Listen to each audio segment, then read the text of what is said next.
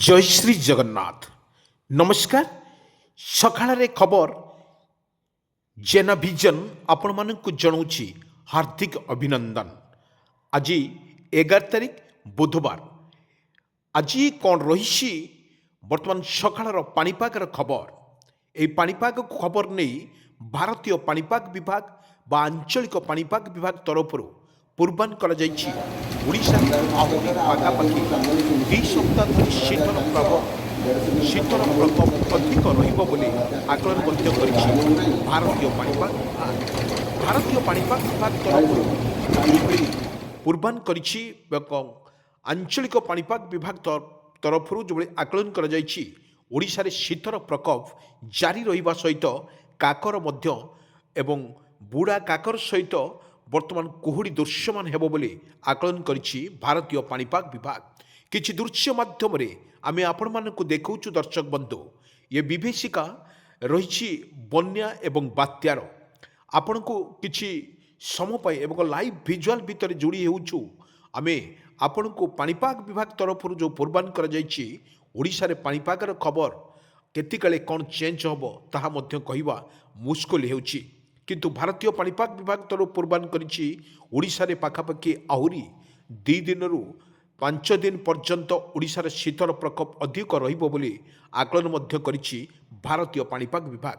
दर्शक बंधु आमे गोटे कथा कहूछु जो भली भाव रे ओडिशा रे लागि रहिछि शीतर प्रकोप सहित हालकारु मध्यम धरणर वर्तमान वर्षा हो पारे बोली मध्य आकलन करुछि भारतीय पाणीपाग विभाग। किंतु भारतीय पाणीपाग विभाग तरफ वर्तमान जो भली कृषक तार निजर मुंड झाड़ तुंडरे मारी एवं रबी फसल सहित वर्तमान धान चाष करिवार मध्य व्यस्त रही किंतु तरबरिया है जिते प्रशासन तरफ जिते कहुला 10 रु 14 तारिख पर्यंत वर्षार सिस्टम अच्छी वर्षा हो पारे बोली मध्य आकलन करथिला शेषी पूरा प्रस्तुत रही कृषक भाई एवं तार निज क्षेत्र में वर्तमान हल करी दृश्य बा लाइव विजुअल माध्यम आमे आपण मानक पाखक नहीं जाऊँ दर्शक बंधु देखंतु किपरि भाव में ओडिशा रे रहिथिला यार स्थिति जेतिकाले ओडिशार प्रबल वर्षा एवं बिजुली घड़घड़ी सहित वर्षार संभावना थिला सेतिकाले ओडिशा रे एक कोकुआ बही सृष्टि होइतिला कारण ओडिशार लोक माने जानिचंती किपरि भाव में लघुचाप जनित वर्षा ओडिशा पर प्रभाव पड़िबो किंतु भारतीय पाणीपाग विभाग तरफ जो पूर्वान करिछि ओडिशा रे वर्षार परिमाण एतेटा नाही एवं शीतर प्रकोप ता सहित कुहुड़ीर दृश्यमान हेबो बोली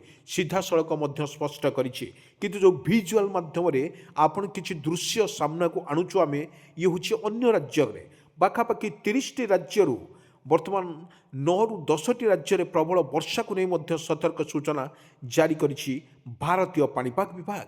किंतु भारतीय पाणीपाग विभाग तरफ पूर्वान जो करिछि ओडिशा रे पाखापाखि आहुरी 2 सप्ताह धरी ओडिशा रे प्रबल वर्षा होबो बोली मध्य आकलन मध्य करिछि भारतीय पाणीपाग विभाग। किंतु दर्शक बंधु दिन रे प्रबल खरा एवं राति रे प्रबल थंडा रे थरुछि सारा ओडिशा एवं संध्या बेले जो दृश्य रे आमे आपण मानक पाखु देखुतलु जो भली भाव में 10 तारिख सकाळ एवं संध्या रे प्रबल मात्रार आकाश मेघाच्छन्न सहित बिजुली घड़घड़ी सहित वर्षार मध्य संभावना थिबारु भारतीय पाणीपाग विभाग तरफ पूर्वान मध्य कर जाइछि।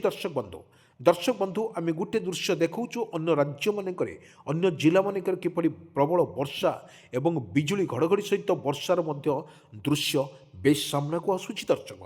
दर्शक बंधु आमे गोटे कथा कहि परिबा ओडिशा रे देखंतु किपरि भाव रे रहितला एवं वर्षार जो भली झिपि वर्षा सहित बिजुली घड़घड़ी सहित वर्षार मध्य एक मारात्मक रूप नैथिला ओडिशा किंतु एही परिप्रेक्षी रे अन्य राज्य मानकरे पाखापाखि 9 रु 10टी राज्य में प्रबल वर्षा को नहीं मध्य सतर्क सूचना जारी करिछि भारतीय पाणीपाग विभाग। किंतु भारतीय पाणीपाग विभाग तरफ जो पूर्वान कर जाइछि दिल्ली महाराष्ट्र बॉम्बे गुजरात तमिलनाडु एवं कलकाता यही माने जो भली रही प्रबल मात्रा रे वर्षार मध्य सिस्टम जनाथारु आंचलिक पाणीपाग विभाग तरफ जो पूर्वान कर जाइछि किंतु एभली एक दृश्य आमे सामना को नेउछु दर्शक बंधु जो दृश्य होछि आपण को बंगोपसागर कथा कहूँ जिते बंगोपसागर रे अशांत थिला कारण लघुचाप पर लघुचाप जिते ओडिशा पर प्रभावित होउतला सेतिकाले लोक माने विभीषिका जानिचंती एभଳି भाबरे कोन रहिबो यार स्थिति किंतु अनेक दृश्य आमे सामना को नेउछु दर्शक बंधु প্রবল বর্ষা এবং বিজুଳି ঘড়ঘড়ি সহিত বর্ষা মধ্য দিল্লীরে এবং জাম্মু কাশ্মীর এবং লଦାখরে প্রবল বর্ষাକୁ ନେଇ ମଧ୍ୟ ସତର୍କ ସୂଚନା ଜାରି କରିଛି ଭାରତୀୟ ପାଣିପାଗ ବିଭାଗ। କିନ୍ତୁ ଭାରତୀୟ ପାଣିପାଗ ବିଭାଗ ତରଫରୁ ଯେଉଁ ପୂର୍ବାନୁମାନ କରାଯାଇଛି ଆହୁରି ପାଖାପାଖି ଗୋଟେ ସପ୍ତାହ ଧରି ଓଡ଼ିଶାରେ ଶୀତର ପ୍ରକୋପ ସହିତ ବର୍ତ୍ତମାନ କୁହୁଡ଼ି ଦୃଶ୍ୟମାନ ହେବ ବୋଲି ମଧ୍ୟ ଆକଳନ କରୁଛି ଭାରତୀୟ ପାଣିପାଗ ବିଭାଗ।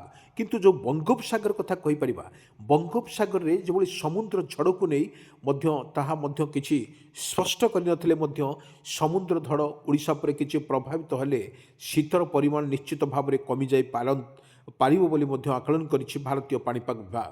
କିନ୍ତୁ ବର୍ତ୍ତମାନ ଓଡ଼ିଶା ଉପରେ ଯେଉଁ ରେଟ୍ରେ ବର୍ଷା ବିଜୁଳି ଘଡ଼ଘଡ଼ି ସହିତ ଏବଂ ତାହା ମଧ୍ୟ ଲୋକମାନେ ବର୍ତ୍ତମାନ ଯେଉଁ ଭୟରେ ଅଛନ୍ତି, ଯଦି ଲଘୁଚାପ କଥା ଶୁଣୁଛନ୍ତି ନା ତାହେଲେ ନିଶ୍ଚିତ ଭାବରେ ଲୋକମାନଙ୍କ ମନରେ ଟିକେ ଛନକା ପଶୁଛି। କିନ୍ତୁ ଏଭଳି ଏକ ପରିସ୍ଥିତିରେ ବର୍ତ୍ତମାନ ଓଡ଼ିଶାରେ ଦେଖିବାକୁ ମିଳୁଛି ବର୍ତ୍ତମାନ ଖାଲି ଶୀତର ପ୍ରକୋପ। କିନ୍ତୁ ଆମେ ଯଦି ଗୋଟେ କଥା କହିପାରିବା, ଯେଉଁଭଳି ଶୀତର ପ୍ରକୋପ ପାଖାପାଖି 5ରୁ 6 ଦିନ ପର୍ଯ୍ୟନ୍ତ ଶୀତ କମିଯାଇଥିଲା ଏବଂ କାଁ ଭାଁ ଶୀତ ମଧ୍ୟ ଲାଗୁଥିଲା, ହାଲକାରୁ ମଧ୍ୟମ ଧରଣର ପବନ ଟିକେ ଜୋରରେ ଝଟକା ପବନ ଦେଉଥିଲା ଏବଂ ଆପଣଙ୍କୁ କିଛି ଭିଜୁଆଲ ମାଧ୍ୟମରେ ଆମେ ଦେଖାଉଛୁ ଯେଉଁଭଳି ଲାଗୁଛି ଦିଲ୍ଲୀର ସ୍ପଟ ଆପଣ ଦେଖୁଥିବେ, ଦିଲ୍ଲୀର ସର୍ଟ କିପରି ବର୍ଷାରେ ଭିଜୁଛି ବର୍ତ୍ତମାନ ଦିଲ୍ଲୀ ଏବଂ ଦିଲ୍ଲୀରେ ପ୍ରବଳ ମାତ୍ରାରେ ବର୍ଷା ସହିତ କୁହୁଡ଼ି ମଧ୍ୟ ଦେଖିବାକୁ ମିଳୁଛି। କିନ୍ତୁ ଅଦିନିଆ କୁହୁଡ଼ି ପ୍ରବଳ ମାତ୍ରାରେ କୁହୁଡ଼ି ମଧ୍ୟ ଦୃଶ୍ୟମାନ ହେଉଛି। କିନ୍ତୁ ଅନେକ ଜିଲ୍ଲାରେ ପ୍ରବଳ ବର୍ଷାକୁ ନେଇ ମଧ୍ୟ ସତର୍କ ସୂଚନା ଜାରି କରିଥିବା ବେଳେ ଓଡ଼ିଶାରେ ବର୍ତ୍ତମାନ ପ୍ରବଳ ବର୍ଷା ହୋଇପାରେ ବୋଲି ମଧ୍ୟ ଆକଳନ କରୁଛି ଭାରତୀୟ ପାଣିପାଗ ବିଭାଗ। ଦର୍ଶକ ବନ୍ଧୁ, ଆମେ କିଛି ଦୃଶ୍ୟ ମାଧ୍ୟମରେ ଦେଖୁଛୁ ଅନେକ ଜିଲ୍ଲାରେ ବର୍ତ୍ତମାନ ବିଜୁଳି ଘଡ଼ଘଡ଼ି ସହିତ ବର୍ଷା ମଧ୍ୟ ହେବାର ମଧ୍ୟ ସମ୍ଭାବନା ଅଧିକ ଥିବାରୁ ଭାରତୀୟ ପାଣିପାଗ ବିଭାଗ ତରଫରୁ ପୂର୍ବାନୁମାନ କରାଯାଇଛି। କିନ୍ତୁ ଆମେ ଗୋଟିଏ କଥା କହିପାରିବା, ଯେଉଁଭଳି ଦିଲ୍ଲୀ କଥା ଯଦି କହିପାରିବା, ଓଡ଼ିଶାରେ ଯଦି କହିପାରିବା ଭୁବନେଶ୍ୱର, କଟକ, ଯାଜପୁର, କେନ୍ଦ୍ରାପଡ଼ା ଏବଂ କନ୍ଧମାଳ, ଫୁଲବାଣୀ, ସବୁଠାରୁ ବଡ଼ କଥା ହେଉଛି ଫୁଲବାଣୀ ଯେଉଁ ଓଡ଼ିଶାରେ ଯେଉଁଭଳି ରହିଥିଲା ଫୁଲବାଣୀ, ଆମେ ଦିଲ୍ଲୀରେ ଯେଉଁଭଳି ପରିସ୍ଥିତି ସମ୍ମୁଖୀନ ହୋଇଥିଲା ଏବଂ ଓଡ଼ିଶାରେ ଦାରିଙ୍ଗବାଡ଼ିରେ ମଧ୍ୟ ପ୍ରବଳ ମାତ୍ରାରେ ଶୀତ ମଧ୍ୟ ଦେଖିବାକୁ ମିଳୁଛି। ଏହି ଶୀତ ଭିତରେ ଓଡ଼ିଶାରେ ବର୍ତ୍ତମାନ ତାହା ବିଜୁଳି ଘଡ଼ଘଡ଼ି ସହିତ ବର୍ଷାର ମଧ୍ୟ ସମ୍ଭାବନା ଅଧିକ ଥିବାରୁ ଭାରତୀୟ ପାଣିପାଗ ବିଭାଗ ତରଫରୁ ପୂର୍ବାନୁମାନ ମଧ୍ୟ କରାଯାଇଛି। ଦର୍ଶକ ବନ୍ଧୁ, ଆମେ ଗୋଟିଏ କଥା କହିପାରିବା, ଓଡ଼ିଶାରେ ଯେଉଁଭଳି ରହିଛି ଆପଣଙ୍କୁ କିଛି ଦୃଶ୍ୟ ମାଧ୍ୟମରେ ଆମେ ସ୍ପଷ୍ଟ କରୁଛୁ।